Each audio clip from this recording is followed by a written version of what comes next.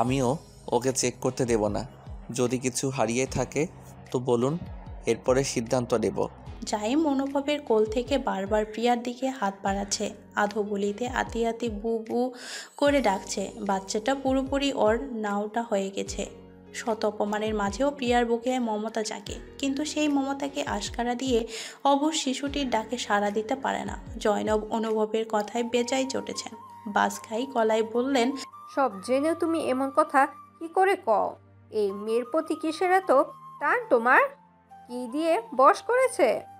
বস যে প্রিয়া করতে পারে না আপনি তো তার জ্বলন্ত প্রমাণ। নয়তো এভাবে একজনকে শুধু বাবার পরিচয়ের জন্য হ্যারাস করেন। তুমি কিন্তু বাড়াবাড়ি করতেছো অনুভব। থাকো তো আমার মাইয়ের সংসারে, পরের কাঁধে পাও দিয়ে চলো। সংসারের ভালো মন্দ তুমি কি বুঝবা? অনুভবের মেজাজ আরও চড়ে গেল। ভাইয়ের সংসারে থাকা নিয়ে এই মহিলা তাকে উঠতে বসতে ইশারা ইঙ্গিতে খোঁটা দেয়। নীরবে হজম করতে করতে তারও দেওয়ালে পিঠ ঠেকে গেছে। ভদ্রতা ভুলে সেও পাল্টা বলল, আমাকে নিয়ে তো আপনার মহা সমস্যা। আমি কি আপনার একটাকে খসিয়েছি কখনো? আপনি কার কাঁধে পা দিয়ে চলেন বলুন তো?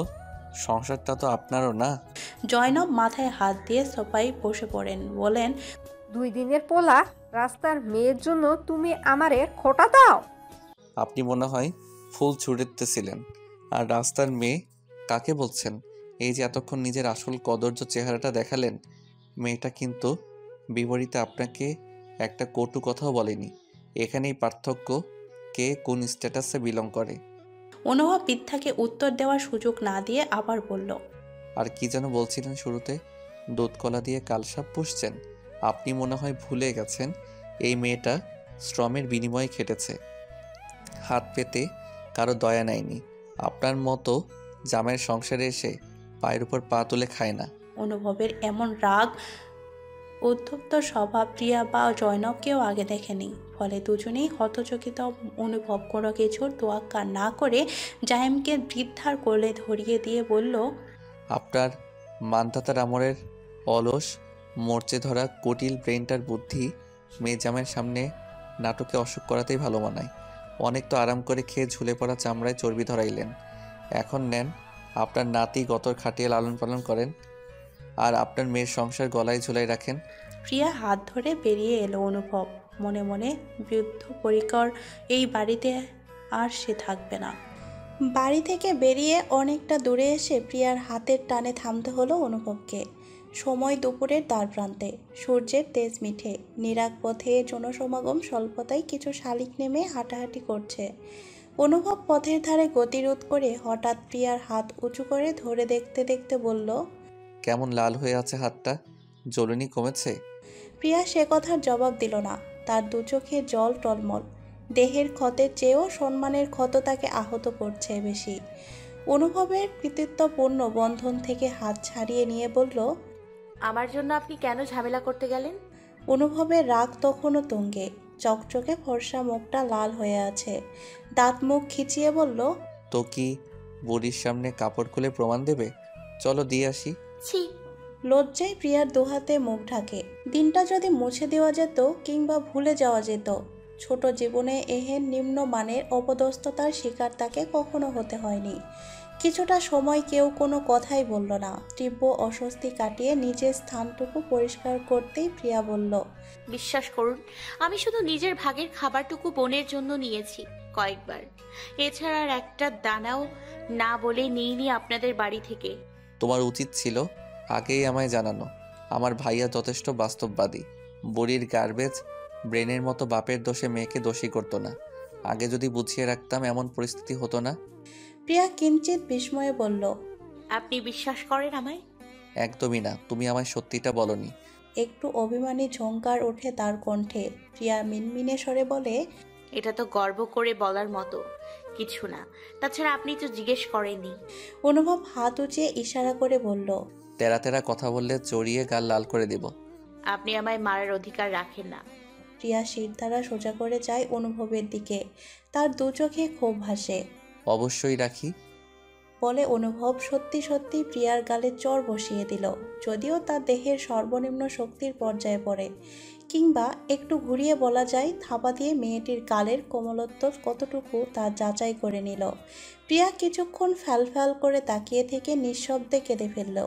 তা দেখে অনুভবের রাগ পড়ে যায়, সঙ্গে সঙ্গে হাত টেনে ধরে বলে, এই মেয়ে, মোটেও ব্যথা দেইনি আমি। কিন্তু মেরেছেন, আমায় কেউ কখনো মারেনি। ভাঙ্গা স্বরে জবাব দেয় প্রিয়া। অনুভব ব্যস্ত হয়ে প্রিয়ার পুরো হাতটা সযত্নে পুনরায় আগলে ধরে অনুশোচিত স্বরে বলে, সরি। অনুভব প্রিয়াকে নিয়ে একটি জুস কর্নারের বাইরে দিককার বেঞ্চিতে বসে আছে। উদ্দেশ্য প্রিয়াকে একটু স্বস্তির করা। মাথার উপর খোলা আকাশ, নীলচে আঁচল যেন একরাশ মুগ্ধতা নিয়ে বিছিয়ে আছে। মেঘেরা সেই আঁচলের গন্ধে মেখে উঠছে। সংকোচে এখনো প্রিয়ার চোখের কোণ ভেজা। স্বাভাবিক গলায় কথা বললেও তাতে অপমানের আঘাত লুকাতে পারছে না। ধ্যান না জানা মানুষগুলো খোলা বইয়ের মতো হয়, অনুভূতি স্পষ্ট ভাসে চোখের তারায়। এদিক থেকে প্রিয়া ব্যতিক্রম। সে ভ্যান না জানলেও খোলা বইয়ের মতো অতটা সহজ পাঠ্য নয়। নিজের আবেগ অনুভূতি নিয়ন্ত্রণ করতে পটু, কিন্তু শক্ত ইমারত ভূমিকম্পর কবলে ভেঙে যায়। মজবুত বাঁধেও স্রোতের ধাক্কায় ফাটল ধরে, যেমনটা একজন নারী নিজের সম্মানের কাছে অসহায় হয়ে পড়ে। আজ প্রিয়ার পটুত্বে ছেদ পড়েছে বারবার। কিশোরী সুলভ প্রগল্ভতা লুকানো যাচ্ছে না কিছুতেই।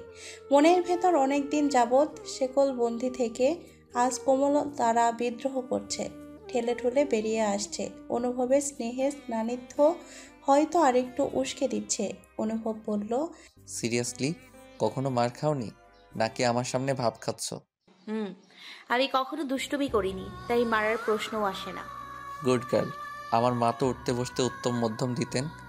অন্যদের সঙ্গে ঝগড়া লাগলে দোষ যদি পরের হতো, পিটুনি আমি খেতাম। বাবার সঙ্গে ঝগড়া হলেও আমাকে হাতের কাছে পেয়েই ঝাঁজ মেটাতেন।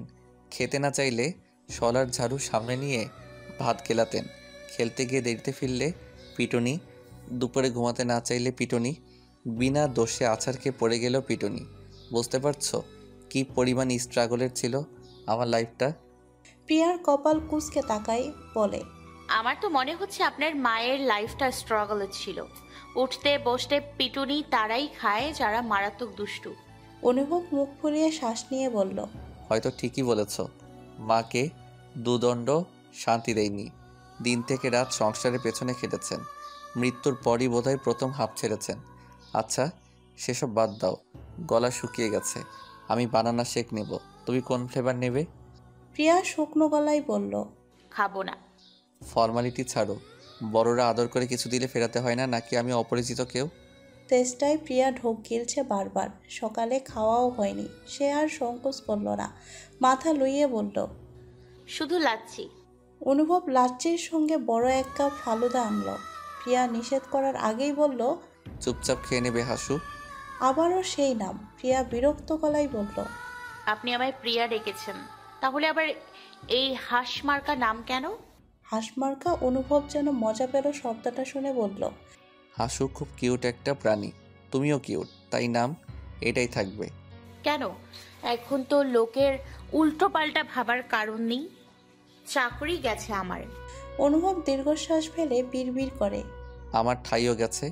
বুড়ি নিশ্চয়ই রং মাখিয়ে মেয়ে জামাইয়ের ব্রেন ওয়াশ করে ফেলেছে এতক্ষণে। নিজের দায়িত্ব এখন থেকে নিজেকেই বইতে হবে। কিছু বলছেন? বলছি, এখন কি করবে? কাজবাজ কিছু লাগবে তো? তোমার এই মাসের বেতন এনে দেব, কিন্তু পরে। আপাতত টিউশন খুঁজবো, ফুল টাইম জব করলে পড়াশোনা হবে না। গ্রেট, আমি খোঁজ নিয়ে জানাবো তোমায়। প্রিয়া চুপচাপ সিপ নেই গ্লাসে। শুষ্ক দেহটি গত রাত থেকে খাদ্য বিনা দুর্বল। এক মশলা বৃষ্টি পেয়ে মরুভূমি যেমন খলবলিয়ে ওঠে, গলা দিয়ে তরলটুকু নামতেই প্রিয়ার শরীরটাও ভুভুক্ষের মতো শুষে নিল। সামনের দিনগুলো কেমন কাটবে সেই আশঙ্কায় চিত্ত অস্থির। হয়তো এমনই অনেক না খাওয়া কিংবা আধা পেটা দিন যাবে।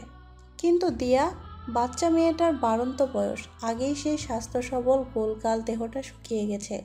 সঙ্গে অসুস্থ মা। ওদের মুখের দিকে যেও প্রিয়াকে শক্ত থাকতে হবে, সহ্য ক্ষমতা আরও বাড়াতে হবে। কিন্তু যখনই মনে পড়ছে আজকের এই পরিস্থিতিটার পেছনে তার নিজের মানুষিতাই তখন ভেতরটা তেতো হয়ে যাচ্ছে। অনুভব এক দৃষ্টে দেখছে প্রিয়াকে। এই নির্ভীক মুখের দিকে তাকিয়ে ওর এক মুহূর্তের জন্য মনে সন্দেহ জাগেনি প্রিয়ার কোনো অসৎ উদ্দেশ্য আছে, বরং মেয়েটির দৃঢ় ব্যক্তিত্ব সেই প্রথম থেকেই ওকে আকর্ষণ করে। দিনের পর দিন সেই আকর্ষণ হয়েছে দুর্বার, এবং আজ সমস্ত দ্বিধা কেটে গেছে। মানব মানবীর মধ্যাকার প্রেম ভালোবাসা, মানসিক আবেগঘন সম্পর্ক বোঝার পর থেকেই অনুভব নিজ মনে প্রেমের প্রতিচ্ছবি তৈরি করেছে। সেই প্রতিচ্ছবিতে খাপ খাইয়ে নিতে জুড়েছে নানান বৈশিষ্ট্য, জেগেছে আশঙ্কা। আজ অবধি সেই প্রতিচ্ছবির অনুরূপ বাস্তব কোনো নারী সে পায়নি। ভালো মেয়ে কি জুটেনি? অবশ্যই জুটেছে রূপবতী, গুণবতী, নম্র, ভদ্র কত মেয়েই এসেছে। অনুভব একদিন কিংবা 2 দিন ডেটও করেছে তাদের সঙ্গে, এরপরে হাল ছেড়ে দিয়েছে। কিছু না কিছু নিয়ে খুঁতখুত করেছে সর্বদা। আর আজ এই অখ্যাত জুস কর্নারের সামনে মুক্ত আকাশের নিচে বসে অনুভব উপলব্ধি করলো ভালোবাসার মানুষটিকে আসলে দেখতে হয় মনের চোখ দিয়ে, যেই চোখ ত্রুটি বিচার করে না, যেই চোখ নিশ্চিত করে অপর মানুষটি তার হৃদয়ের সবচেয়ে কোমল স্থানটিকে আন্দোলিত করে। আসলে সে চর্ম চক্ষু দিয়ে বাকিদের দিকে তাকিয়েছে বলেই জাজমেন্টাল হয়ে খুঁজে বের করেছে। প্রিয়াই একমাত্র মেয়ে যার প্রতি অনুভব কোনোদিন প্রেম হওয়ার সম্ভাবনা থাকতে পারে এমন দৃষ্টিতে দেখেনি, কোনোরূপ আকাঙ্ক্ষা নিয়ে তাকায়নি, আর না খুঁজে বের করার চেষ্টা করেছে। বরং বয়সে প্রায় 6 বছরের ছোট অষ্টাদশী কন্যা তার অক্ষুণ্ণ স্বভাবের জৌলুসে অনুভবকে আকৃষ্ট করেছে, ভাবিয়েছে, ভরকে দিয়েছে। মনের চোখটা কখন জাগ্রত হয়েছে টেরি পায়নি। আজকের দিনটা না এলে বোধহয় পেতও না। তার জন্য কি এই দুঃসময়ে ধন্যবাদ দেওয়া উচিত, নাকি মেয়েটিকে কাঁদানোর জন্য তিরস্কার করা উচিত? উচিত অনুচিত যাই হোক, অনুভব এখন নিজেকে সময় দিতে চায়, সম্ভাবনা শতভাগ কিনা নিশ্চিত হতে চায়। আশ্চর্য, বাড়ি ছাড়া হয়ে তার এখন চিন্তায় পড়া উচিত। চাকরির পড়া, ফাইনাল সেমিস্টারের পড়ার চাপে দিনরাত ডুবে থাকা উচিত। বিষণ্ণতায় চোখ ডেবে গিয়ে চোখের নিচে 1 ইঞ্চি পরিমাণ জায়গা জুড়ে কালি পড়া উচিত। অথচ অনুভবের ফুরফুরে লাগছে। মনের দ্বারে ফাল্গুনের অবিরাম বর্ষণ ঝরছে, ভিজিয়ে দিচ্ছে সকল অনুভূতিকে। প্রিয়া খেতে খেতে আবারও কাঁদছে, চোখের পানি আটকাতে মাথা নইয়ে এদিক ওদিক চাইছে। হঠাৎ অনুভব ওর চোখের কার্নিশে আঙ্গুল ছুঁয়ে বলল, দিনটা মুছে ফেলার ক্ষমতা আমার নেই, তবে এমন জঘন্যতম পরিস্থিতির পুনরাবৃত্তি হতে দেব না। তোমার অশ্রু ছুঁয়ে বলছি। প্রিয়া কান্না গিলে সিক্ত গলায় উচ্চারণ করে, আপনি তো সব সময় থাকবেন না। দূরে ঠেলে দিচ্ছ? পাশে রাখার কথা। ক্ষতি কি? লড়াইটা আমার একার। প্রিয়া মুখভঙ্গি শক্ত করে। অনুভব ওর হাতটা শক্ত করে ধরে মুচকি হাসল। I know you are a brave fighter. আমি না হয় পাশে রইলাম, আমার সঙ্গ এতটাও খারাপ নয়। ইউ নো সুন্দরীরা আমার সঙ্গ পেতে কতটা মরিয়া। অনুভব ইশারায় অপর এক বেঞ্চের সুন্দরী রমণীদের দিকে ইশারা করে। মেয়েগুলোর সঙ্গে অনুভবের চোখাচোখি হয়ে যাচ্ছে না চাইতেও। প্রিয়া হাত ছাড়িয়ে নিয়ে খানিক ঝাঁজের সঙ্গেই বলল, আমি মরিয়া নই, বাঁচিয়া থাকতে চাই। যারা মরিয়া তাদেরকেই সঙ্গটা দিন। Are you jealous Hasu? Priya বিচলিত চোখে তাকিয়ে থাকে। অনুভব ওর মনটাকে ভিন্ন দিকে ঘোরাতে পেরে সফলতার হাসি হাসে। চাকরি যাওয়ার পর প্রায় দিন 15 বেকার ছিল প্রিয়া। এরপর অনুভবের মারফতেই মাসখানেক হলো ওর টিউশনে জুটেছে জিজাত তলায়। মাস গেলে 6,000 টাকা বেতন, 2 ঘন্টা পড়াতে হয়। প্রিয়া রোজ বিকেলে পড়িয়ে আসে। স্টুডেন্টের বাবা একজন উচ্চপদস্থ সরকারি কর্মকর্তা, মা হাউসওয়াইফ। প্রিয়াকে কোনো নাস্তা দেন না তারা। ভাড়া বাঁচাতে রোজ হেঁটে হেঁটে পড়াতে গিয়ে প্রিয়া বেশ ক্লান্ত হয়ে যায়। প্রথম 2 দিন চেয়ে নিয়ে পানি খেয়েছিল, পরে চক্ষু লজ্জায় সেটুকুও হয়ে ওঠেনি বলে ব্যাগে